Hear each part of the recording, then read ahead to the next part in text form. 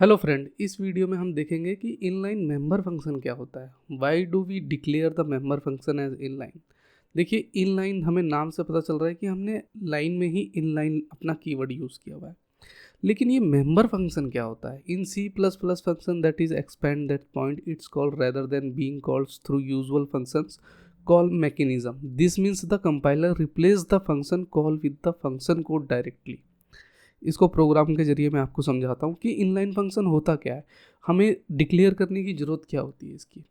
तो देखिए, इसका बेनिफिट पहले मैं आपको यहाँ पे बता देता हूँ कि ये आपकी परफॉर्मेंस को इम्प्रूव करता है। जो सारा प्रोग्राम कंपाइलर रीड करेगा, अगर इनलाइन में ही आपने उसे डिफाइन कर दिया तो वो इनलाइन को रीड करेगा और रिजल्ट दे देगा।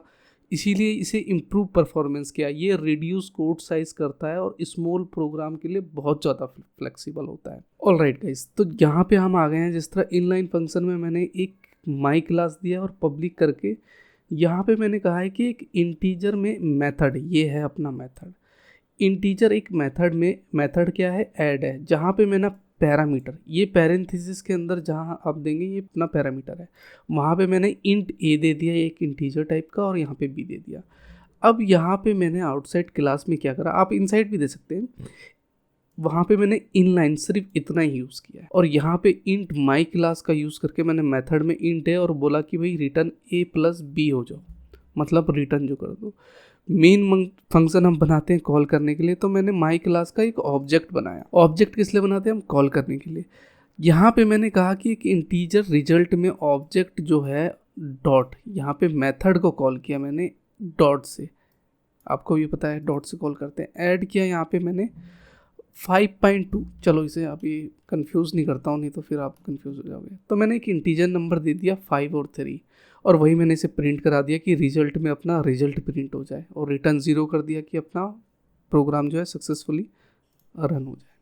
तो यहाँ पे रिजल्ट आप देखेंगे तो हमें 8 प्रिंट हुआ। तो 8 कैसे प्रिंट हो रहा है? ये तो नॉर्मल सी बात है, आपको पता है कि हमने इसको मेथड को कॉल किया और मेथड ने देखा कि यहाँ पे इंटीजर नंबर है, तो रिटर्न a प्लस बी करना है यहाँ पे। तो a प्लस बी यहाँ पे ये देखेगा कि कॉल हो रहा है मेथड में 5 और 3 है, तो और 5 और 3 यहाँ पे हो गया। तो अब यहाँ पे आपका क्वेश्चन है कि ये इनलाइन कैसे हो गया। तो इनलाइन क्या है कि यहाँ पे कंपाइलर जो है इंस्टेंट ऑफ इसको रीड करने की जगह पे इसी ही रीड कर लेगा। यहाँ पे इनलाइन पे इंट ऐड पे रिटर्न ए प्लस बी, बस इतना ही, और यहीं पे स्टॉप हो जाएगा। अगर मैं यहाँ पे लेट से इनलाइन अगर फ्रेंड हटा भी देता हूँ ना, कंट्रोल एस कर दिया मैंने और सेव करूँगा, तो मेरे प्रोग्राम पे कोई इफेक्ट नहीं पड़ेगा। क्यों? क्योंकि वो क्या कर रहा है कि अपना प्रोग्राम तो पूरा ही रीड कर रहा है। लेकिन इनलाइन पे क्या होता है, बस हमारा प्रोग्राम जो है थोड़ा फास्ट हो जाता है। और छोटे प्रोग्राम के लिए, ये बड़े प्रोग्राम के लिए नहीं, छोटे प्रोग्राम के लिए ही अपना इनलाइन होता है।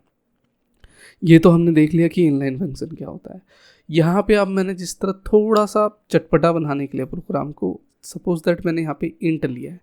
अगर मैं यहाँ पे कहता हूँ, ये थोड़ा बियॉन्ड द क्वेश्चन जा रहा हूँ आपके नॉलेज के लिए, 5.2 है और यहाँ पे 5 पॉइंट में लेट से 4 दे देता हूँ, और मैं कंट्रोल एस करके सेव करूँगा, तो ये मेरे को रिजल्ट 80 दे रहा है, लेकिन फ्लोट पॉइंट नहीं दे रहा। क्यों नहीं दे रहा फ्लोटिंग पॉइंट? क्योंकि मैंने एक इंटीजर नंबर दिया है, और इंटीजर हमेशा ही इंटीजर ही प्रिंट करेगा, फ्लोटिंग पॉइंट नंबर प्रिंट नहीं करेगा। अगर मैं इसे सेलेक्ट करता हूँ, कंट्रोल डी करके जितने भी इंट है ना, उसको मैं कर देता हूँ फ्रेंड फ्लोट, ठीक है। और मेन यहाँ पे मैंने कंट्रोल एस किया, ठीक है।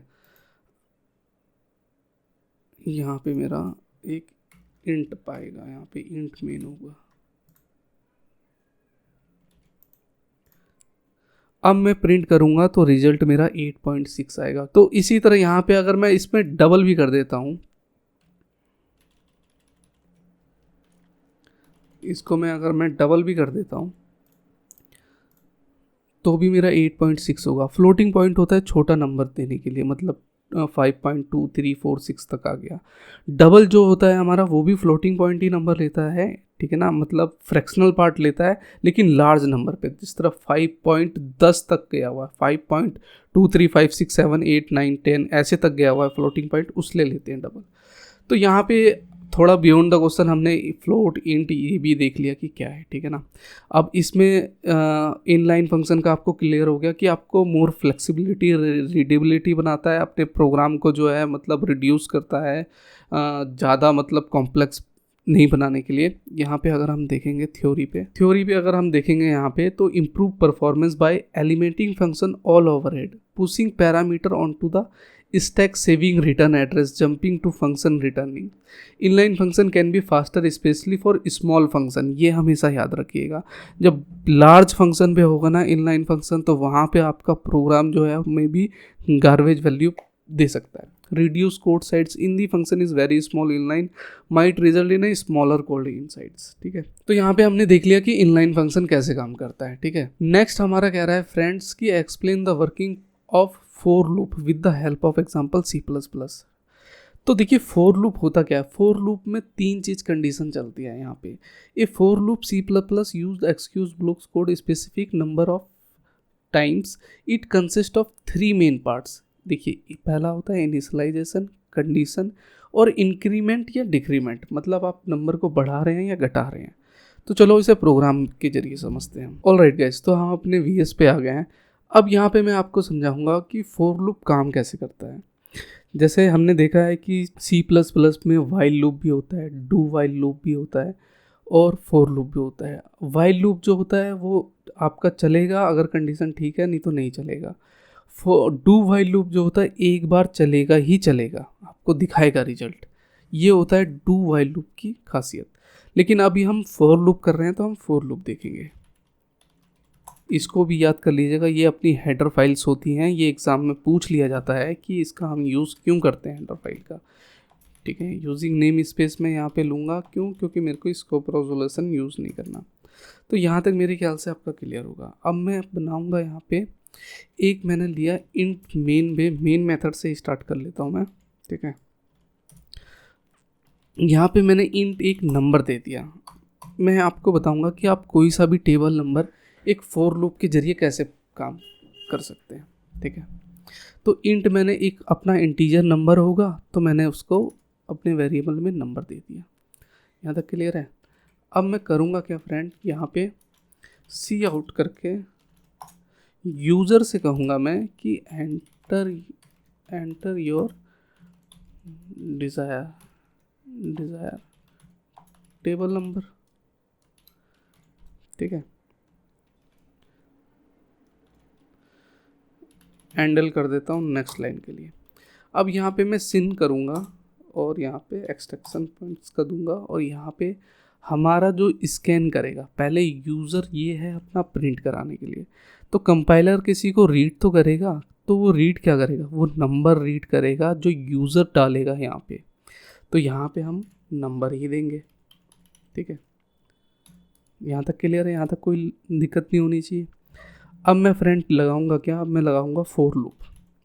तो यहाँ पे मैंने फॉर लूप लगा के यहाँ पे मैंने उससे बोला कि एक इंट आई है इंटीजर टाइप में जो 1 से स्टार्ट होगा।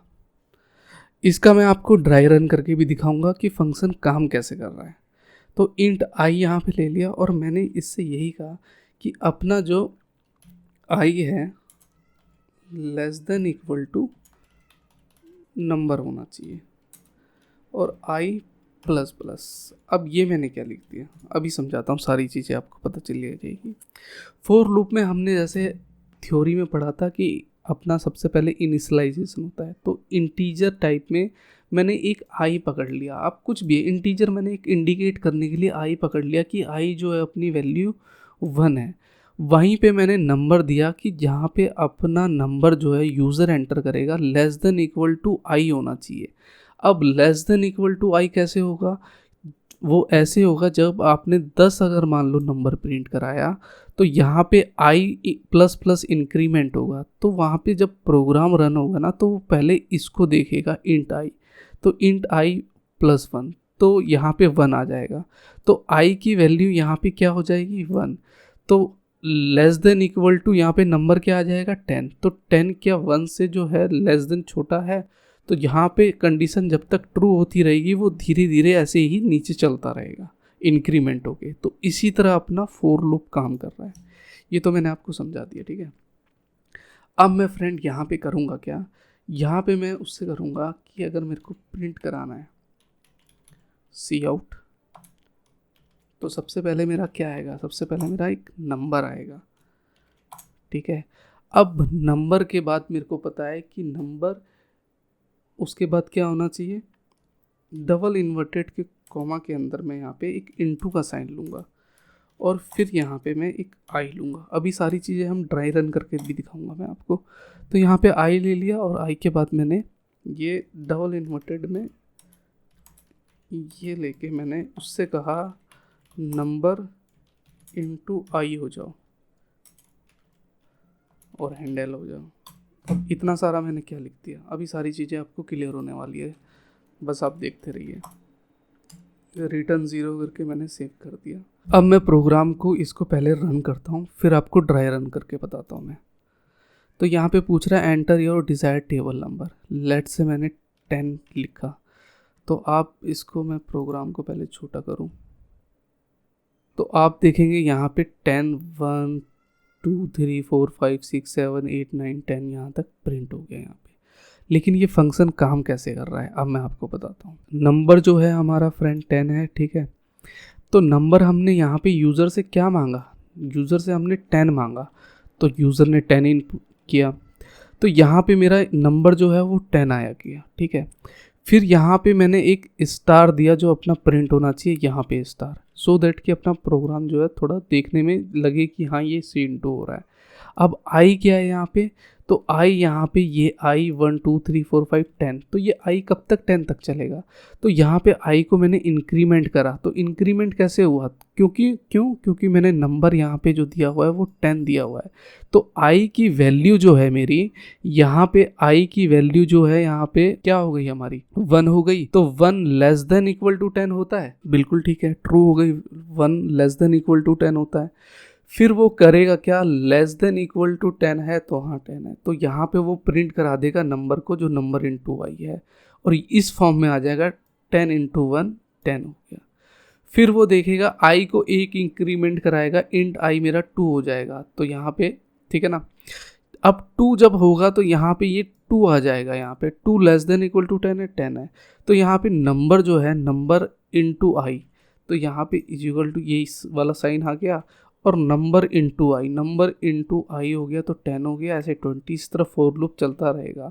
जब ये देखेगा कि आई जो अपनी वैल्यू है वहाँ पे 10 हो गई, तो 10 लेस देन इक्वल टू यहाँ पे 10 हो गया। फिर जब 11 आएगा ना, तो यहाँ पे less than equal to condition अपनी फॉल्स हो जाएगी। जब कंडीशन फॉल्स हो जाएगी तो वो लूप से अपना एग्जिट हो जाएगा और प्रोग्राम अपना टर्मिनेट हो जाएगा। तो इसी तरह फ्रेंड कुछ अपना फॉर लूप काम करता है। आप चाहें तो जिस तरह इस पे अगर मान लो यूज़र से इनपुट नहीं लेना चाहते तो इसको यहाँ से आप हटा भी सकते हैं। इंट नंबर दे दिया यहाँ पे, और यहीं पे आप इंट को क्या करेंगे कि कोई नंबर दे दीजिए, लेस दे 10 दे दीजिए, 20 दे दीजिए, कुछ भी दे दीजिए। लेट से मैं यहाँ पे इसको नंबर 10 दे देता हूँ, ठीक है, और कंट्रोल रन करूँगा तो यहाँ पे मेरा 10 का टेबल प्रिंट हो जाएगा। क्योंकि मैंने यूज़र से इनपुट नहीं लिया, यहाँ पे वेरिएबल में इंट नंबर मैंने ऑलरेडी यहाँ पे डिफाइन कर दिया है, ठीक है। अब इसको मैं यहाँ से हटा देता हूँ और मैं आपको बताता हूँ कि ये तो हमारा हमने लूप के कंडीशन में देख लिया। अगर मान लो सपोज दैट आप ये कंडीशन ही नहीं लगाते हो तो क्या होता है। लेट से अगर मैं ये कंडीशन यहाँ पे हटा दूँ, ये वाली कंडीशन हटा दूँ, कंट्रोल एस करके अगर मैं राइट क्लिक करके रन करूँगा, और लेट से यहाँ पे मैं अगर 5 प्रिंट करूँगा तो मेरा ये इन्फिनाइट लूप में चला गया, इंटिल जब तक मेरी मेमोरी फुल नहीं हो जाती इस प्रोग्राम में। अगर आप देखेंगे तो यहाँ पे ये चलता रहेगा। मेरा ग्राफ जो है यहाँ पे मैं दिखाऊंगा कि ये देखिए ये 5.62 गीगाहर्ट्ज़ तक चला गया, ओवरक्लॉक हो गया। यहाँ पे ये चलता रहेगा अनटिल तक जब तक आपकी मेमोरी फुल नहीं हो जाती है। तो ये क्या हो गया, ये इन्फिनाइट लूप हो गया, ये आपका चलता रहेगा। तो यहाँ पे इसको मैं टर्मिनेट कर देता हूँ, कोई फ़ायदा नहीं है इसको, ठीक है। तो ये चीज़ हमने यहाँ पे आपको कंडीशन देनी ही पड़ेगी।